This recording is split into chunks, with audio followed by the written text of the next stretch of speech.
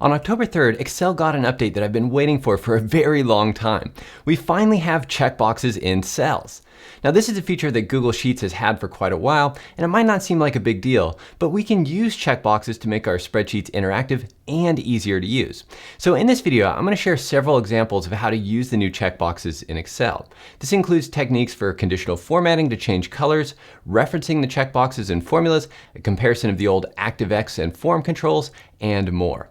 I'm also going to show a feature that might make Excel's implementation of checkboxes better than Google Sheets, along with something that's still missing. So stay tuned for that. So we'll first take a look at how to insert checkboxes in cells. And right here on this sheet, I have an awesome new checkbox here. To insert these, you just select any cell, then go up to the Insert tab, and there's this new checkbox button. And all you have to do is click this button, and that will insert the checkbox in the cell. And of course, you can have multiple cells selected here, and then click the checkbox button to insert those on multiple cells. Now, when you insert a checkbox, by default, the value of the cell is going to be false. You can see it right here in the formula bar as well. And then when you click or check the checkbox, that will change the value of that cell to true. And as it says on the screen tip here for the checkbox, you can also use spacebar to toggle these. So if I just select a cell here and hit spacebar, that will check the cell, or I can select multiple cells and hit spacebar to check, or hit spacebar again to uncheck those cells. So now we're going to take a look at some ways to use these new checkboxes. First is just a simple checklist like this. And of course, with a checklist like this, you might want to start out with all of these unchecked. So I'll hit spacebar to do that. And then as you're going down the list here, you can just check off items. This is a great use for checkboxes to just visually show when you're working through any kind of task list. Next, we'll take a look at how to use checkboxes in formulas. So I have this very simple expense report here. And in this total column, I want to split this amount if the checkbox is checked. So for this, we're going to use an if formula. I'm going to start typing equals if, and we'll tab into the if function here. Now, if you're not familiar with the if function, I do have a separate video that covers it in more detail, and I'll put a link to that in the description below. But for the first argument, we have our logical test. And for this, all we need to do is reference the cell that contains the checkbox, because again, that cell is going to contain either a true or false value, and that's what we need for the logical test. So I'll now type a comma. I'm then going to select the amount column, and I'm going to say divide by 2, and then type a comma. And for the value if false, I'm just going to select the cell here that contains the amount, close the parentheses, and hit enter. And then when I check the checkbox, that will turn this into a true, perform that math to divide by 2, and we'll see the result right here. And then I can, of course, double click the fill handle here to copy down the formula. And for any of these cells, I can again check the checkbox to divide that by 2. So this just makes your spreadsheets a lot more interactive and easier to use, because the users of your files don't even need to know how to perform this math. They can just come in here and click the boxes to do that for them. I should mention that I'm currently on the Insiders beta channel for Microsoft 365. Checkboxes have been rolled out to a portion of the users on the beta channel, and hopefully they will be rolled out to the other channels in the coming months. We'll post an update video when checkboxes are more widely available, so make sure to get subscribed to our channel to get notified when new videos are published. So now let's talk about formatting the checkboxes. I have this Christmas gift list here, and in these columns I want to add some checkboxes, so I'll go Insert tab, click the checkbox button, and by default the checkboxes will typically be black, and that's because they use the font color of the cell. So if we go up to the Home tab here, the nice part is that we can change this. So if I want them to be a lighter gray color, I can just change that, and of course when we click the checkbox, it will still remain that light gray color. We can also change the font size here, or the checkbox size, by just changing the font size. If we want these to be bigger, as you can see, we can make the checkbox much bigger or much smaller. I'll just leave that at 11. We can also align them, so left, center, or right align, and all of these alignment options work as well. If you click this again, that'll just center align it by default. And if you're wondering if the new checkboxes work in Excel tables, the answer is yes, this is an Excel table. There is one bug right now where the checkboxes are not copied down to new rows in the table. However, this feature is still in beta, and I'm hoping this will be fixed soon. Next, we'll take a look at conditional formatting, which will change the color of the checkbox when we click it. So to do this, I'm just going to select all of my checkboxes. On the Home tab, I'm going to go to Conditional Formatting, highlight Cell Rules, equal to, and then we'll just type true in here. So when the checkbox is checked, it will apply this formatting. In this case, I'm going to say red text, but you could do a custom format or choose from any of these here. I'll just say red text to match my Christmas theme and hit OK.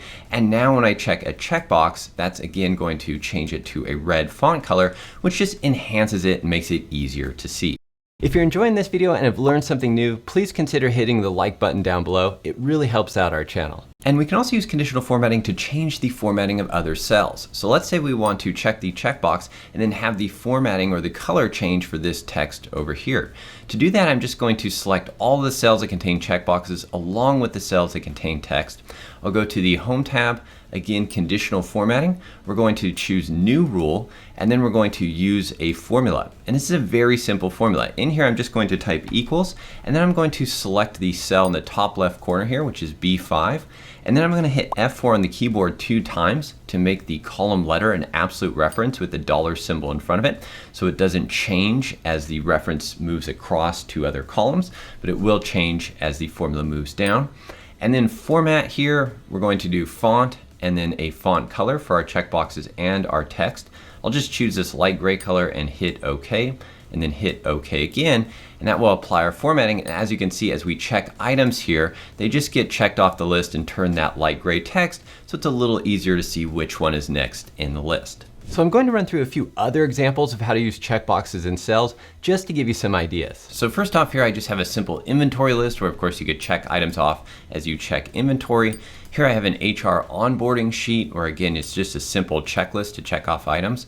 I also have this advanced conditional formatting, which looks similar to the example we saw earlier, but here when you check an item, the next item in the list is highlighted here. I have a separate video that explains this setup in more detail. I'll link that up in the description below.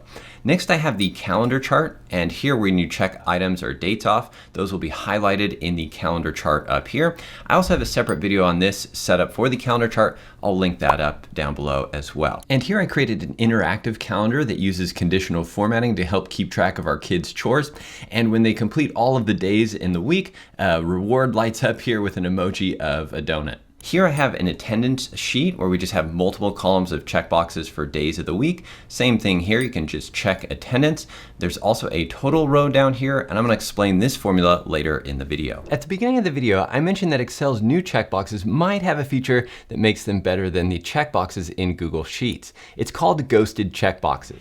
And what that means is that checkboxes actually have a third state. They can be checked, unchecked, or if you select the checkboxes and hit the delete key on the keyboard, that turns them into the ghosted state. So if you select off here, you won't see the checkboxes. However, when you hover cells that used to contain a checkbox, you'll see it reappear there. Now the cell at this point is still a blank value. However, when you click this, that'll bring the checkbox back and turn it into a true value. You can click again to uncheck it, turn it into a false value, and continue to check and uncheck. And then if you want to ghost it again, you just hit the delete key on the keyboard. Now where this is nice is just cleaning up your sheets. So in this previous example for attendance, we have a lot of columns of checkboxes here, and it gets a little bit overwhelming.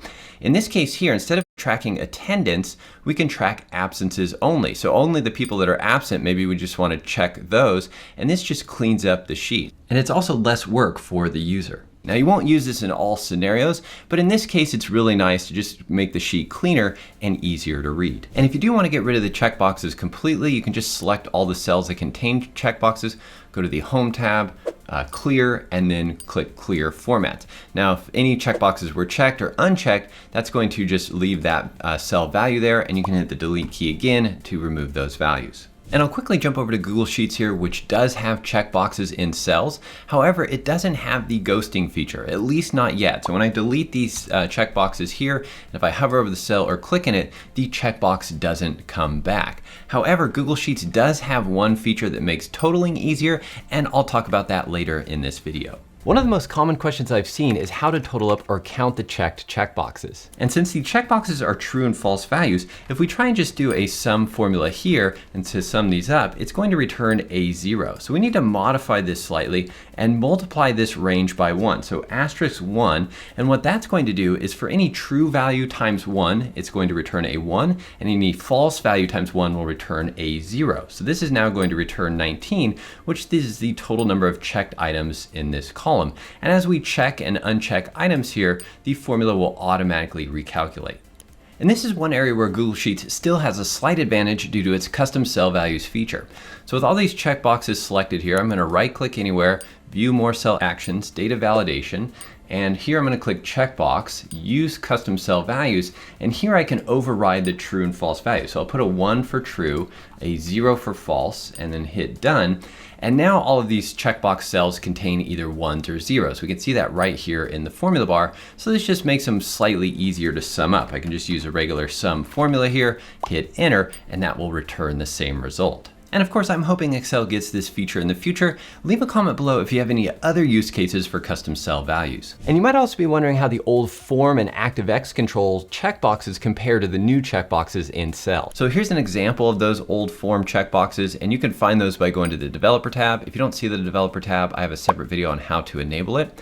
And then under Insert here, there's either Form Controls or Activex. These both are very similar. They do have their own nuances, but I won't go into that in this video. But then you just draw one of the checkboxes out on the sheet here. You could add a description, and then once you click off here, you can interact with the checkbox. And the checkbox, the interesting part here is that it floats on the sheet. It's not linked to a cell. So you have to take an extra step here to actually link a cell on the sheet that will then turn into a true or false value when you check the checkbox. So setting up a list of checkboxes like this could be kind of painful because you'd have to go copy them, paste them down to the cell below, and then line them up, and then type out a description and link them to another cell. The new checkboxes, obviously you don't need to do any of that. You can just select cells here, you can select more cells, insert tab, checkbox, and then that true and false value is tied to the cell that the checkbox is in.